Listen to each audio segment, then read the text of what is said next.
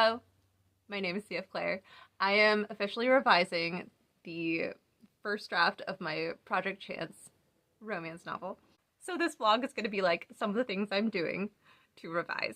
I have never revised like this before because I've also never had a full first draft where I was like, I don't want to scrap literally everything about this. Instead, I only want to scrap like a quarter of what I've done for this. But I also feel like I know what needs to be done from an intuition standpoint. So I started probably sometime last week.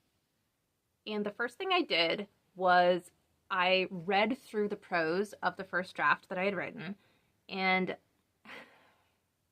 I extracted from the prose the structural elements of each scene because I did not have an actual scene outline to work with when I wrote the first draft. I was working off of bullet points that I thought would be in the chapter, and there was a reason for that. I had done it in another project, and it was helpful at the time. I am now in another mindset where I need to be more specific and get down to the scene level, and so that's what I've been working on in Project Conjurer in the outlining, my B project, and that has helped so much because I've crafted for that novel, that first book, probably like 40 or 50 scenes in the specific outline style based on John Truby's 7 key scene structural steps. And I'll put that on the screen so you can see what I mean.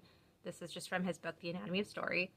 And when I was crafting my scenes for Project Conjurer, I could tell that helped so much more than any other scene outlining style I had tried in the past. And that was so helpful to see broken down all of the scenes where it just like there was no scene sometimes. It was just like a way of facilitating information. And I don't want to say that in a negative way. Like, I'm not down on myself about that. I wrote the first draft of this story in January and February. Well, December to February.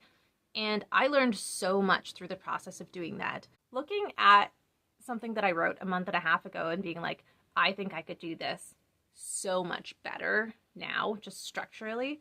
Like, that's good, right? It's always good to be like, oh, this is worse than what I feel I'm capable of now. That's been very heartening. And while there's so much about the first draft that I'm changing, that there's not really any point at this stage of being like, how would I fix this scene? Some of the scenes that I extracted have like 1 or 2 parts of that 7-step scene structure list, and I can tell just looking at them how having those other pieces would have actually made the scene much stronger, like way stronger, and I just don't have that. The process of extracting those scenes from the prose has been so helpful and eye-opening, and I really value that experience. Let's look at what I have so far. So here's what I came up with. I really find pyramid outlining helpful. One of the first things you'll notice is that there's lots of colors going on. Each color represents a different part of the 7 story steps, which are the same steps as the 7 scene steps. Am I saying that right? This is crazy. But so anyways, you can use it on the scene level as well as zoomed out on the entire story level. So I'm going to flash up a graphic to explain what each of the colors does. And then we're going to look at what that 1 sentence logline is. The brown is the inciting event of the book. The green is the goal of the main character.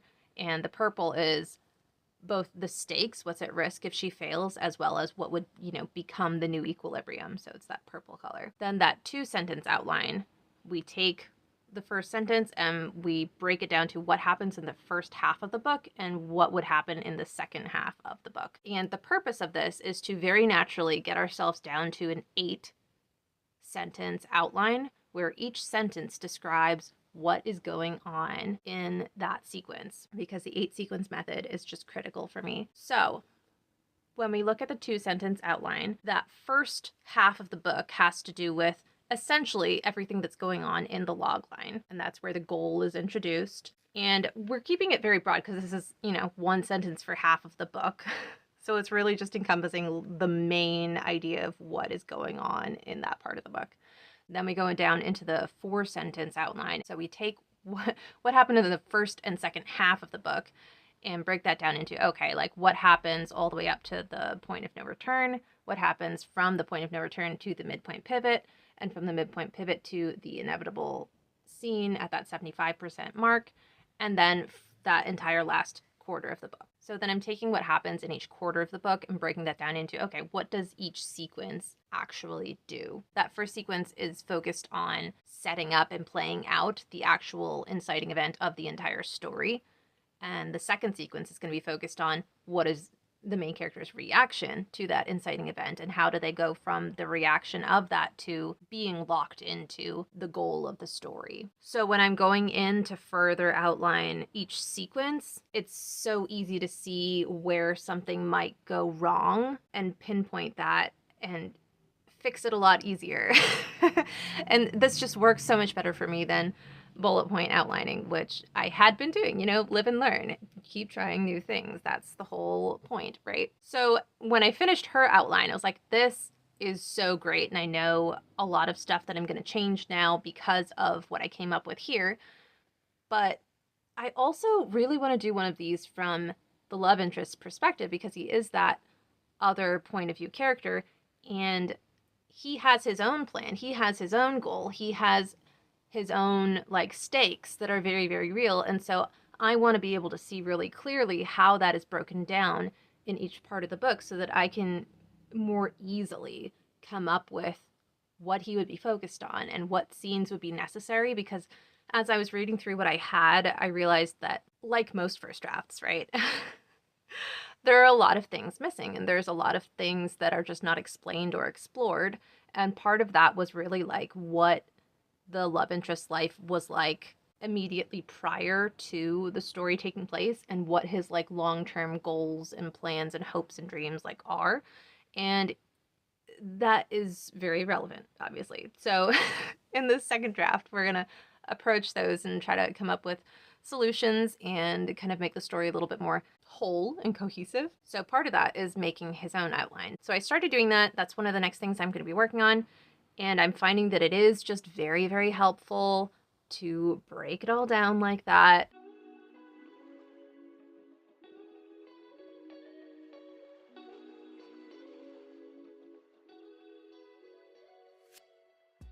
We're printing out pages for the second quarter's heart breathing, Sarah Cannon, Kanban journal sort of thing. So that's going in the background. I did finish Law's 8 sequences, but some of them were not very strong. And that makes a lot of sense, because I don't feel like I have a good enough grasp on exactly what he's doing at some parts of the story. So it's great to kind of see that, though, in a one sentence summary of oh, okay, I guess I don't really know exactly what he's doing in this entire sequence, so that'll require some further thought. But we're kind of using an onion method, where I put very vaguely what I think is going on for him in that position, and I'm gonna move on to some other stuff, and we'll just keep coming back to it and fine-tuning it. And as I'm going through that, I'm not gonna force things to sit there if I don't know that I want them there for sure. I'm gonna kind of leave that stuff empty and see where I feel weakest in the story with what I know is going on. Okay, this is the project board. It's your run-of-the-mill funnel shape, no fancy myth, meander, or detective spiral. And this is horribly out of date. This is from a month and a half ago when I first made it. Lots of stuff has changed, so let's get it cleaned up and more accurate. These are the pyramid outlines that we just did for each of them. And this is how we're going to take that stuff and break it down into the 8 sequences of the entire book. So for instance, this is my super rough draft of what we're going to do for the first sequence. So the setup of that first sequence, the inciting event that begins the action of the first sequence, whatever the midpoint is going to be for that, and then the climax is going to be the actual inciting event of the book, which is the meet cute playing out. So we're filling out all of that stuff. So essentially we're going to be taking what we had 2 versions of that had one sentence for each of them, what they're doing. We're going to take that and break that into 4 scenes for each sequence. Okay, so we're going to take a break from working on that. I have to go pick up my daughter in a few minutes from school. But I think what we're going to work on the rest of the day is going to be looking at the first 4 sequences. These are the scenes that I extracted from the prose of draft 1. And we're going to look at the first 4 sequences because that's what I already did a summary of for this revision. And we're going to take a look at what scenes are actually still going to stay and what's going to be cut because it doesn't serve the story anymore the way I want to do it. So, for instance, like in this first sequence, only one scene is going to stay and I'm going to revise it. And the other scenes, I think there's just better ways to accomplish what I'm trying to do with those, more interesting ways, since one of the core elements of the story is now completely different. So I'm just adding what I'm keeping from the first draft up to what I have already on the project board, and then I'll kind of like go through what's up there later and take down whatever is not working. But apparently from the second sequence, it just like none of that is staying, which, I mean, it's how many scenes? 12 scenes, about 4 chapters. A lot of the interiority, a lot of things are staying from that second sequence, so it's not like a complete loss. It's just that a lot of that information is going to get shared in different scenes. So it's not like, I don't know, it's not bad. It is funny. It's a little quite funny, but that's fine, you know. My daughter is home sick. She woke up not feeling well this morning, and thankfully she's feeling fine. So that's good. You might hear her singing outside. What I've been working on today is I've been looking at the first 2 sequences, the scenes for them. And first off, taking the setup, inciting event, midpoint, and climax that I have for the first sequence and the second sequence and putting those scenes up there, and then all of the scenes in between those points, just kind of filling it in. And so that's going pretty well. I'm just handwriting them, so it's very brief. And I think before I move on to anything else, I want to take what I have for those 2 sequences and type them up and put them in that color-coded scene structure and print it out and like just sort of like slowly make the chaos make more sense as I'm going through. So that's what we're doing right now.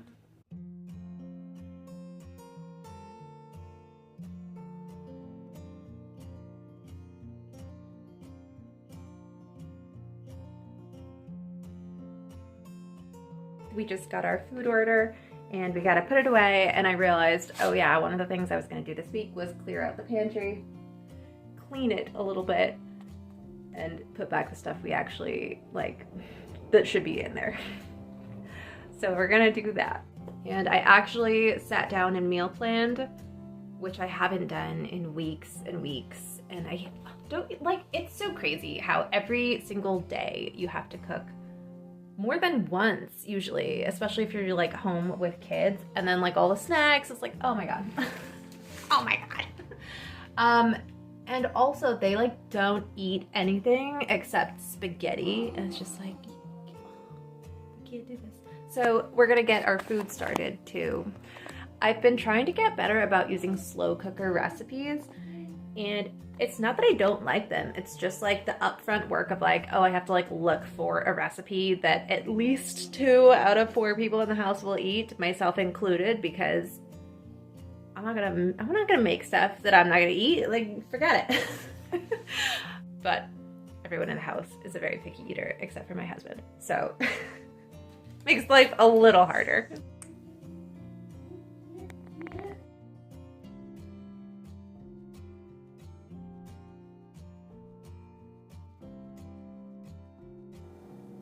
Unfortunately, that took a lot longer than I was hoping it would. So we have to go get my daughter from school in like 20 minutes.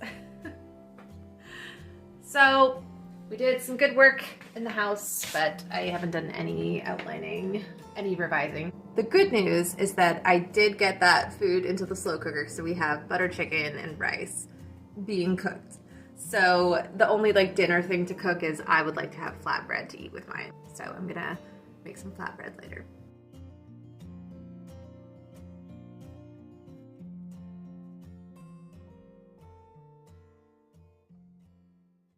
I just printed out my sheet for the third sequence. We've got 9 more scenes.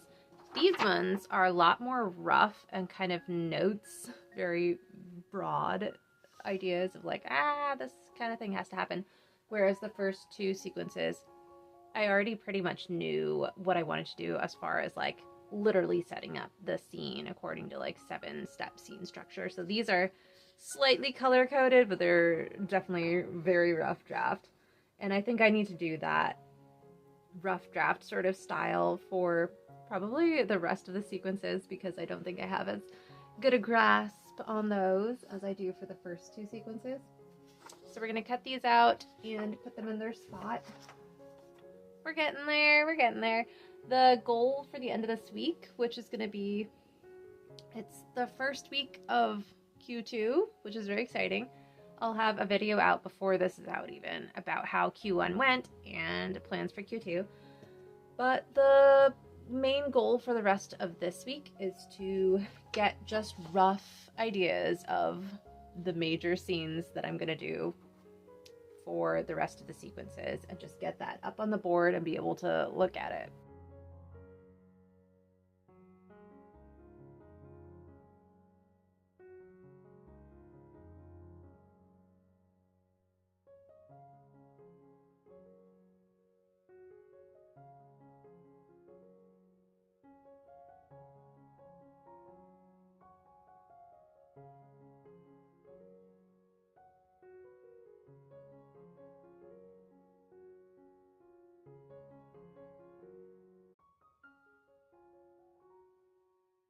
We're gonna try doing some work in the living room in the morning, which I don't usually do. I usually wait till the afternoon, but I'm trying to do some like front loading at the beginning of the week.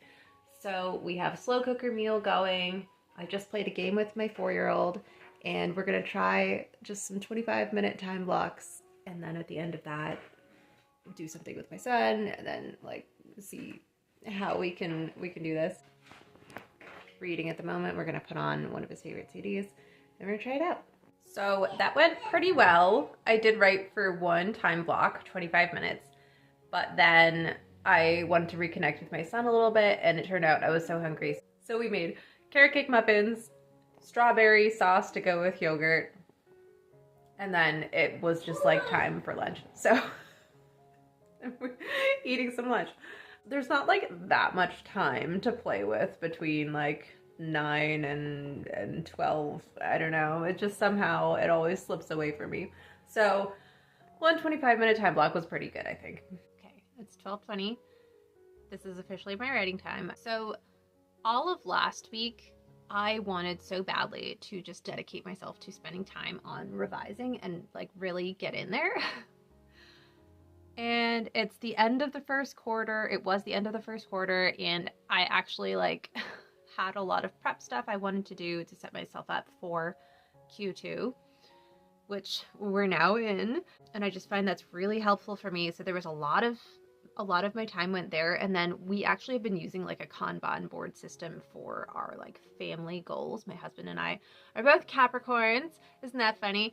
And this is the first year that we started doing a Kanban board for our like financial and like quality of life, which is like garden stuff, and like family time goals of like, you know, going on family walks and family games and stuff like that, which we do all that stuff anyways, but just like keeping track so that we can feel like we're balancing all of the things that are important to us as a family.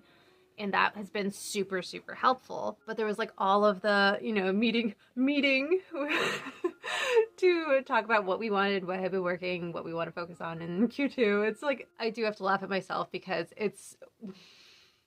we're both Capricorns, and it is so much like a business meeting or something. But it's so helpful for us, so that's good. But so anyways, so much time went to that stuff. And last week was like the lowest amount of time blocks in a week that I had been able to dedicate to writing since I started tracking this. And I've had what have felt like way, way, way busier months, way, way busier weeks. So I'm like a little disappointed that that's what was going on last week, and now I do have the time, and I like specifically have myself scheduled to mostly just like write today. And I have this now like block about this section of revising that I'm doing. It's like, come on. So that's why I'm talking to a camera. I have to turn off the camera in a second and really get to this. But I'm gonna try to see like what's going on. I think it's because I'm working on scenes for the 4th sequence, and all the way from the 4th to 8th sequence, it's much more murky. This is where like a lot of the changes need to happen that I have not yet figured out. So I'm gonna try to wake up a little bit more and get this figured out. We'll see. Actually, the time block earlier today was a huge breakthrough for me. The inciting event of the 4th quarter that I had was like, I mean, it was like a rough draft summary of what it was going to be, and it was not very good. And I came up with a much better one that involves the friend group, which is one of the things that I really wanted to bring the friend group into the second draft of this way more than they were in the first draft. So that feels really fun. So I'm going to get off the camera, but I'm struggling today. On the plus side, we do have unexpected carrot muffins and cream cheese frosting and strawberry yogurt that I was not planning to do today, and I got to enjoy that. So like, you know, poor me, whatever. But here I go. No, I'm just kidding. I'm back for one more second because the other thing going on is I watched Lydia Foxglove's video that she just has out recently about her finishing the first draft of the Potion Dealers, which I'll put a link in the description, but really cool. And one of the main characters in that story is blind. And of course, that made me think about one of the stories that I have that's so near and dear to me that I also really want to work on, that is not going to be worked on for many years, but the main character is blind, and it is like integral. I really want to take a look at that outline that I have for it and like rework it based on all the things I've learned in the like 3 or 4 years since I made that outline. It's just like, that has to wait. So here I go for real.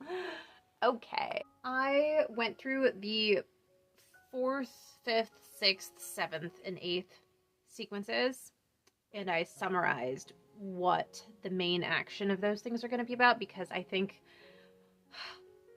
part of the reason that I've been like feeling like an avoidance toward working on this section of the book is that I just like, it's just so much is changing or different, and things that I had happening at certain parts of the book, like if I do still want them in the book, which there's a lot I want in the book, I actually want them at different stages of the book, of just like weird, so much stuff where it's like, this is too much to even start, so how about I like don't, that sort of feeling. So what we did is we summarized the main action of each sequence, and I want to share with you what I mean by that. And I'm going to preface it a little bit, because there was a part of me that's like, this is like spoiling the whole book, but it's not. It's really not. So these are like what I would think are like very classic, very expected romance beats. And not every book has these beats, but like they're very common. It's not like unusual stuff that I'm doing here. And for me, at least, the interesting thing is not to read a romance book and be like, oh, I hope they do something completely new that I've never seen before. It's like, I hope they do the things I love. I want to see those beats, because the fun part is seeing how the author does them and how the characters react to them and the way that those things are played out. Not that the thing itself is like new and exciting. It's like, I don't care. So anyways, that's me. So that's why I'm going to share these with you. So this is like a rough idea. I might fiddle around with it, but this is just to like get a better sense of like, what are all the scenes doing in this place? Because it was kind of a jumble in the first draft. It wasn't as well thought out as I might have thought that I had done.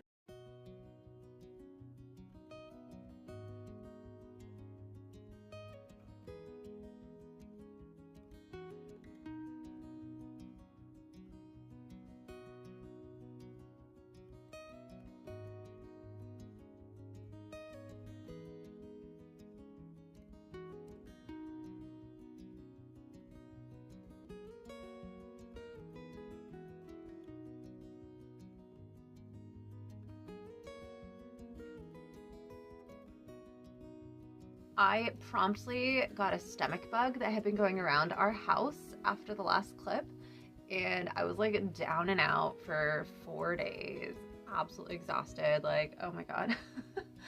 But that seems to be out of the house, thankfully. Everyone except my daughter got it, and she's the one who is like chronically sick all the time. So I'm glad she seems to have escaped that. We got a wood chip delivery from Chip Drop, which was incredible. I didn't expect that because I had been on the like waiting list for Chip Drop for like a year, all last year, and it never happened. But that was incredible. So we've been mulching all the garden beds, and we finally got enough pallets to start building our greenhouse, which is the main project for the springtime. Here's a little bit of a time lapse of where that's at right now. And at this point, we're about 5 weeks out from our typical last frost date, so that's amazing. But as far as the writing project, so where are we at with that? I feel like I am on the verge of diving into the actual writing of it. My mindset around early drafting feels like it has completely changed, which is extremely exciting because I had a huge resistance to it and like fear of it and the roughness and like how difficult it felt to get the story out of my head in a like even halfway desirable way for me. And at this point where I'm at with the second draft of revisions, I feel like the scenes are like bursting out of my head, and that's great. So that feels like okay, maybe you need to stop revising and actually get these scenes onto the page. So I have done that for a couple of scenes and I love it. There are a couple things holding me back, but the biggest thing is there are dynamics I want to figure out, like friendships and relationships, the way that they grow, that I really want to figure out before actually writing, because I feel like those are the missing pieces of what's not there. What I have right now is most of the like skeleton of the story, which is like the story between the two main characters. But I also really, really want to integrate friendships, because this series is following this group of 5 friends as each of the people in the friend group finds their like person to be with. And so I want them all in each other's books, and I want a lot of crossover, and I want to see the different dynamics between them. I want this series to be what I want to be reading, and I don't see out there really. I can't think of any books like this. So I want to have like very interesting histories between each of the characters of like, how did they meet? What is going on between them? Why is there this dynamic? I'm getting really excited the more I dive into that, and I'm like, okay, and that would create like this very interesting scene between them, which really strengthens like the tension that, for instance, the love interest has over like his own inner conflict of what he's doing and why. It's like really strengthened by this relationship with one of the other people in the friend group, and his like desire for the good opinion of this person and their withholding of that opinion because they completely disagree with what he's doing and why. And it all is feeding into what I want to do with the book, but there's more I want to figure out. So I'm going to show you what I'm doing and how I'm going about figuring out this stuff. I know this is so extra. I don't know. If anyone does anything like this, like, please let me know, because I know this is, you know, it's romance and it's meant to be a fun escapist sort of thing, but at the same time, like, I want to write what I wish I could read, you know, like I want this in books. So here I am, and I'm really just like breaking down the relationships between people in the story into like, I mean, basically like the same sorts of beats that you would have in an overarching book. Then there's like a natural progression of upping of tension, and then like a resolution, you know, with that, if you want to call it like a subplot or whatever, that relationship's end goal. So I'm doing this with a few other characters, and it's helping a lot. And prior to this, I had spent a bunch of time doing something that is so fun for me, which is going through an astrology book, which I'll link in the description, and picking out what sun and moon combination the people in the friend group and their love interests have, because I have like pretty strong ideas of what I want their personalities to be like. And so then it was like, how do you differentiate different types of seriousness or grumpiness or like charisma, that sort of thing. And it's like, oh, you know what could really be fun is Enneagram is cool, and like, you know, there's lots of like Myers-Briggs and whatever, but like, what about the specifics of sun and moon combinations in astrology? Like, that's very fun. I had done that for each of the characters, and I'll share like for this book what the main characters are. And I had also looked up some stuff about like what are some typical friend group roles, and so I went ahead and I was like, I think with their personality, like this person would be this part of a friend group and stuff. And I love that. That's super fun for me. I had never done that before. So now I'm building off of that to like, okay, and how did they meet each other, and why would these roles have been set up, and how would that play into this book? And as I'm doing that, I'm also like, okay, that also gives me an idea of how things might go in like the friend characters group. So let's like jot that down. So it's all like helpful. It's very funny because I don't know that I would do this sort of thing in like a standalone book, but I apparently like don't write standalone books. I'm working on a trilogy and essentially like a 5-book series, whatever that is. Even though the 5-book series is standalone, it's also like it all builds, so it's very funny. Anyways, that's what I'm working on right now. I think we're gonna stop the vlog here because it's getting a little bit long. So thanks for following along. I'll have a link to a download for any template thing that anything I put on the screen. If any of this is helpful, like, go for it. But yeah, I hope your writing's going well. I hope springtime is treating you nicely, and I will see you in the next vlog.